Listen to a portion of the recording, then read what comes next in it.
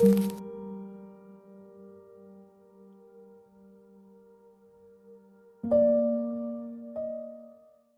salut. Bon, petit retour dans la forêt après avoir posé les caméras pendant une semaine. Donc petit retour sur l'épisode qu'on avait fait la dernière fois. On va retraverser encore la forêt dans laquelle on était l'autre fois. En fait, on va essayer, on a à peu près une demi-heure de marche pour aller récupérer nos caméras.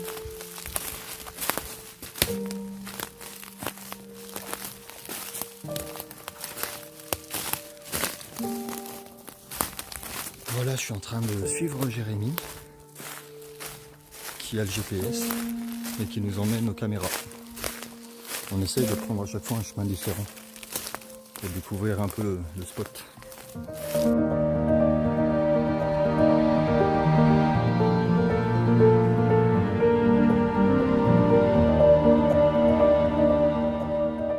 Alors, juste pour vous situer, aujourd'hui, on se trouve dans une région du Vercors qui est située à peu près à 1000 mètres d'altitude, voire un peu plus. Et l'ambiance en fait est très particulière aujourd'hui puisqu'il fait assez sombre. On a un taux d'humidité qui est très élevé et des insectes à foison de partout. Mais c'est très intéressant parce que ça veut dire que aussi les animaux qui sont présents dans la forêt sont plus présents que d'habitude, je pense, parce que du fait de l'ambiance et du faible taux de passage des habitants qui viennent, des autochtones qui se promènent. Donc voilà, donc je vous laisse me suivre pour la suite des aventures. Petit coup de drone.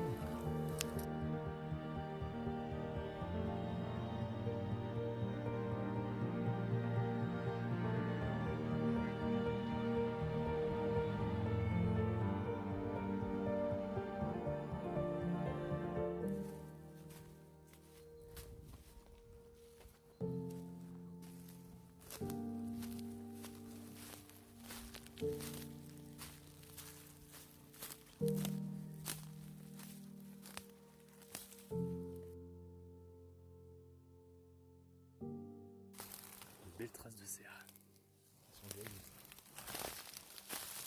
Alors juste une petite précision, en fait on est sur un petit sentier, un petit chemin sur lequel en fait on a repéré énormément de traces. C'est assez important parce que pour nous ça nous indique que justement il y a eu des passages.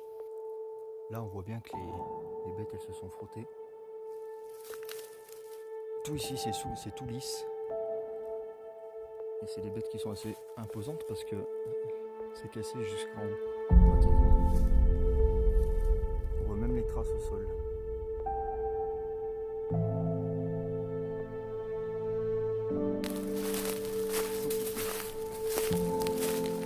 Nous remontons tout doucement vers là où nous avons posé la première caméra. Souvenez-vous.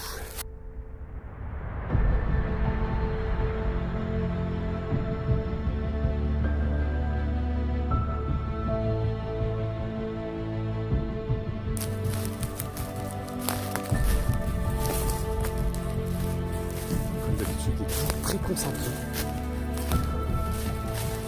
Attention, il y a une marche. Il y a une marche.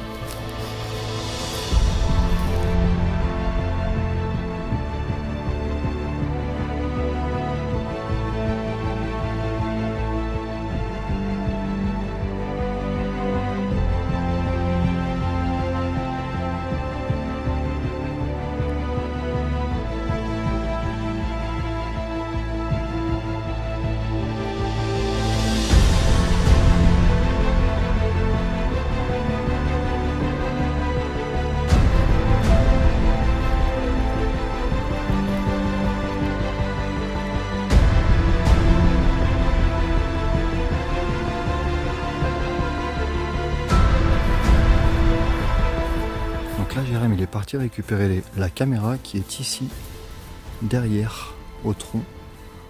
Je sais pas si vous arrivez à la voir. On va le suivre. Sans se casser la gueule. Donc on est obligé de la contourner comme on le dit à chaque fois. Sinon on déclenche la caméra. Et les deux Gugus ils sont tout contents d'avoir attrapé quelque chose sauf que c'est eux quoi.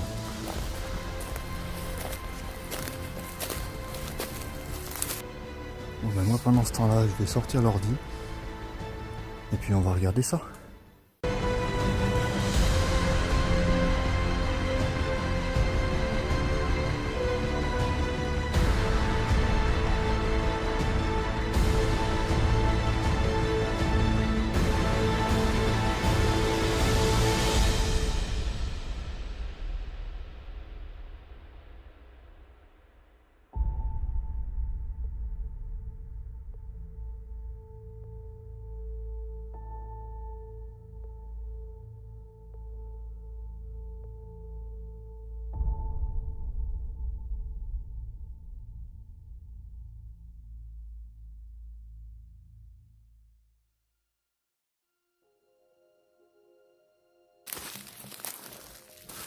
Alors mon petit Jérém, on en est où?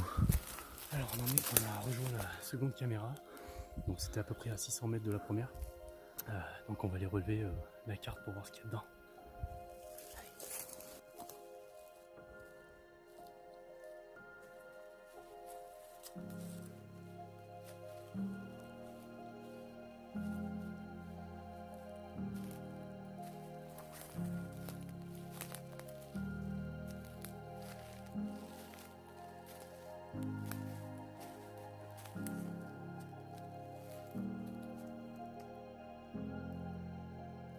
Donc là c'est la caméra où on avait vu le chevreuil.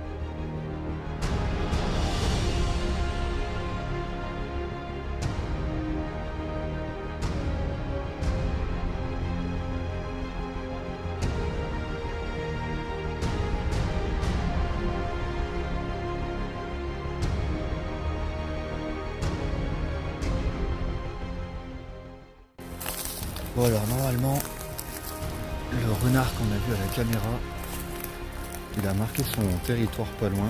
Alors soit c'est du pipi, soit c'est une petite crotte. Donc bon, donc là on est en train de chercher un nouvel endroit pour poser la caméra.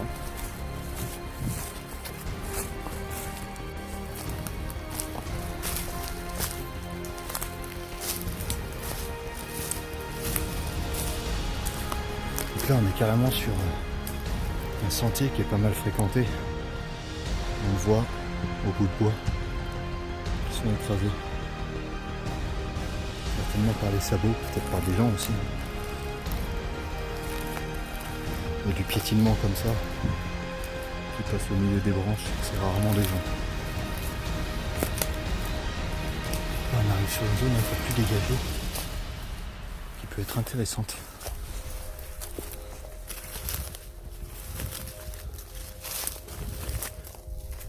Ah ouais, il y a pas mal de passages, ouais. On va aller derrière ce petit pierrier. Vous le verrez peut-être pas à la caméra, mais nous, on arrive bien à voir le passage dans les branches, dans les feuilles.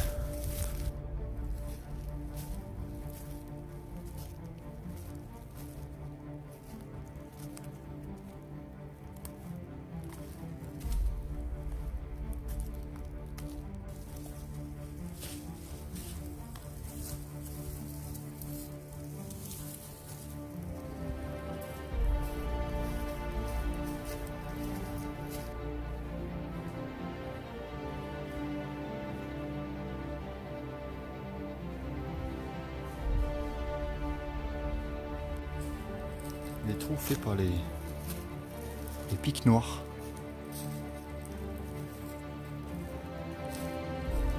Donc ça c'est souvent sur les sapins ou les arbres morts. Le pic noir il fait des trous.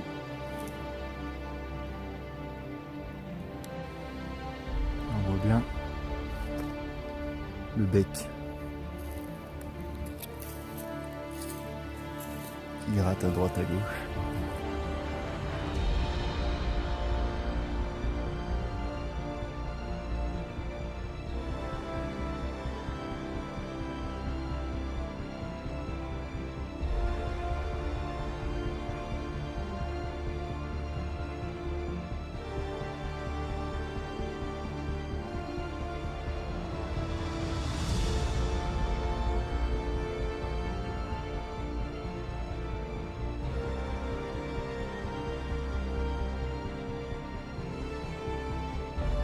Ok, donc là on a posé une caméra de plus.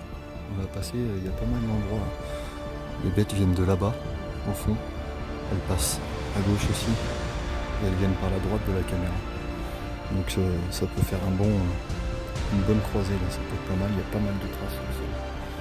Donc tant qu'à faire, autant les laisser un petit peu plus. Hein.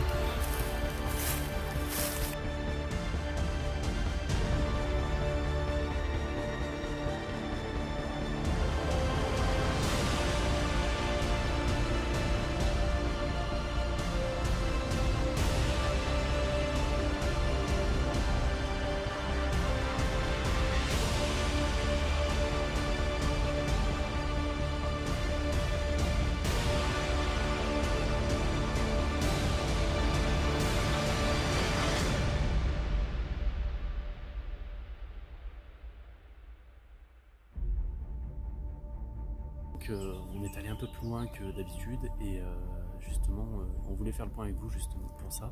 C'est que à la base l'animal mystère on pense vraiment à un loup parce que c'est une zone où justement il y a du passage des loups. Du loup ou du canidé, ouais, voilà. Principalement. Donc du coup on insiste beaucoup sur la zone pour avoir des images assez exceptionnelles.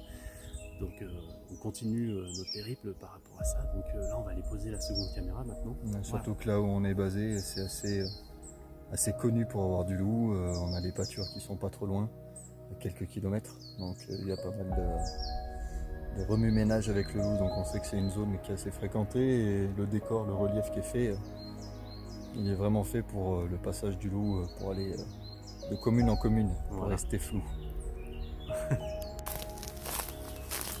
C'est bien pentu.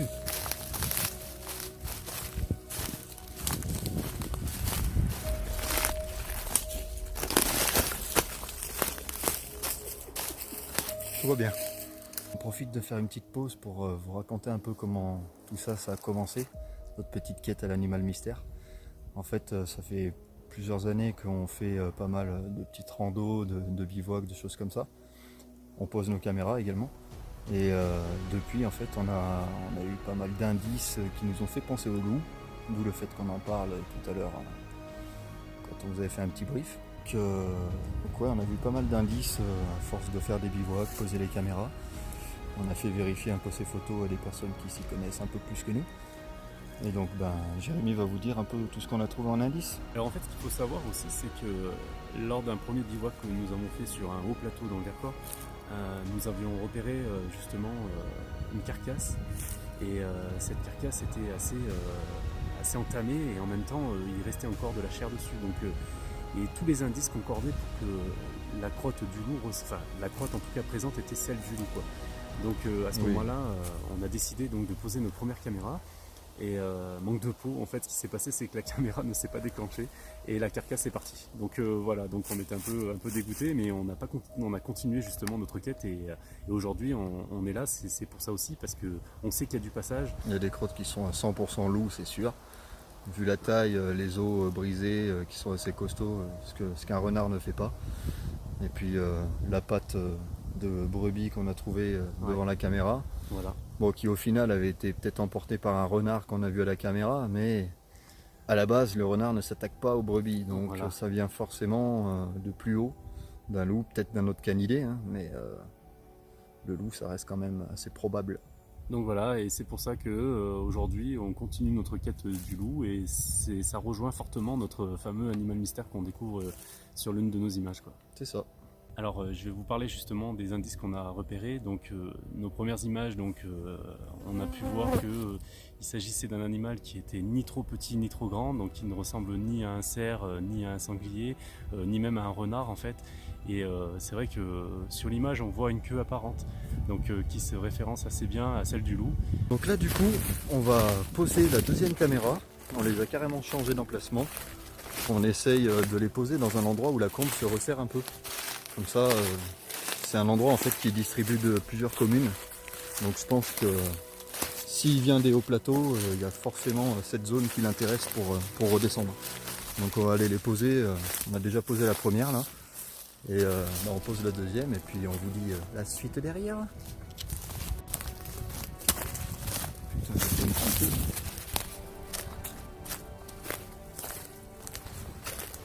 Là c'est un peu un décor de dédale. Il y a du bûcheronnage un peu de partout. Hein. Forcément. Alors les tontons trappeurs aussi militent pour la cause environnementale et ouais, voilà ce que c'est. Ça donne des bouts de verre et tout ce qui s'ensuit qu'on ramasse et que justement on dépose après dans nos centres de tri.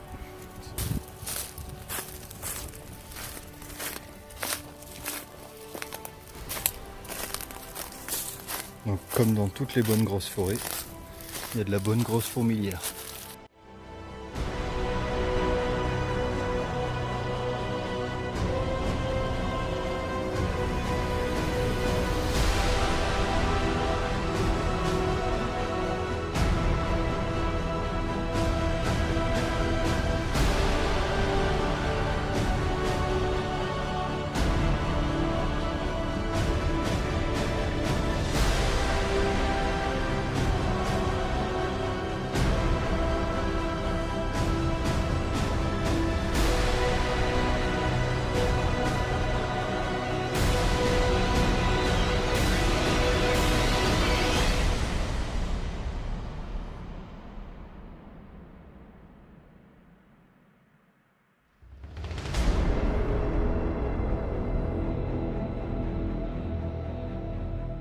Pour la deuxième caméra, je pense que ça va être compliqué dans le sens où en fait on est tombé sur une zone où c'est une zone de bûcheron quoi, de bûcheronnage. Donc du coup on veut pas tenter le diable, on veut pas essayer de mettre une cam pour se la faire voler. Donc on a notre premier spot là-haut et je pense que ça ira bien pour cette fois.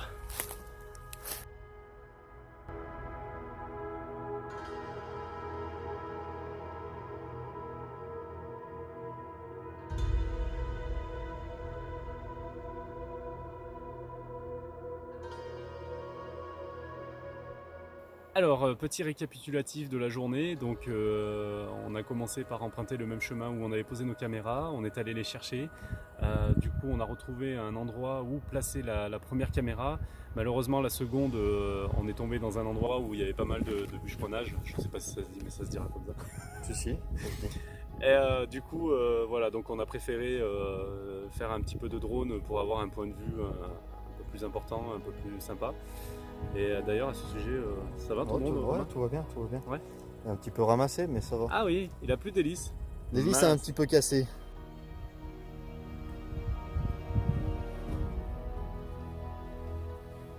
Dans les prochaines vidéos, on va essayer de faire pas mal de choses.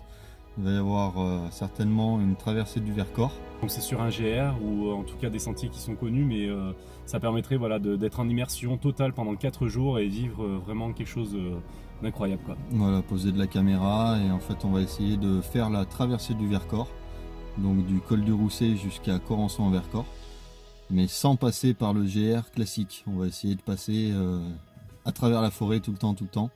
Donc on aura pas mal de matos entre le drone, les panneaux solaires, les batteries pour recharger, pour vous faire des vidéos. Donc on vous fera des petits tutos, on expliquera pas mal de choses. Donc bah, restez avec nous. Donc ça dans la voiture.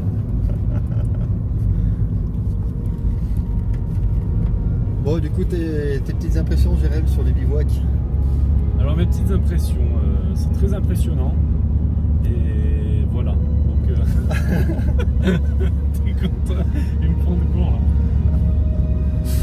Très impressionnant. Passionnant, certainement. C'est très passionnant, enrichissant. Ça émerveille à chaque fois qu'on y va. Justement, on est plongé dans la nature. Il y a un silence de ouf. Ça fait vraiment du bien à la tête, à l'esprit. Et du coup, c'est quelque chose qui me plaît énormément, justement, de me retrouver loin de la civilisation. Ça me retrouver en immersion totale, justement, pour vivre des aventures nouvelles et intéressantes. Et donc, de découvrir justement toute la faune et la flore in situ, quoi. Alors, et toi, Romain, quelles sont tes impressions de tout ça? Moi je suis impressionné. Ah, aussi. Très impressionné par tout. Non, j'aime beaucoup être en forêt depuis gamin. Donc ça me change pas trop et j'aime bien parce que j'en apprends à chaque fois. J'aime bien découvrir les traces. des choses comme ça. Essayer de trouver où sont les animaux. Et puis revenir à sa caméra, te dire que tu as laissé ta caméra 1 ou 2 semaines, je te garantis, je sais pas toi, mais moi personnellement je pense tous les soirs. Ah, ça fait quand même Mes caméras.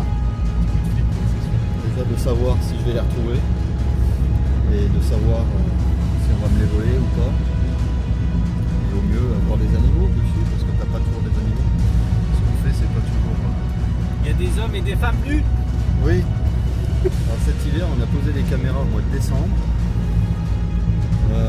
Début décembre et en fait on les a posées une bonne semaine je crois. Oui, ça. Et quand on est retourné voir les caméras, et ben on a vu un chien de chasse et un homme qui s'est baladé, qui est passé devant les caméras 2 fois, tout nu. Donc on le voit passer à l'aller tout habillé et on le voit passer au retour tout déshabillé. Il est tout nu mais pas tout bronzé. Non pas tout nu, tout bronzé. Ouais. C'était Voilà, en plein voilà. hiver. Pour la taille, on vous enverra la photo. Et puis voilà. À bientôt.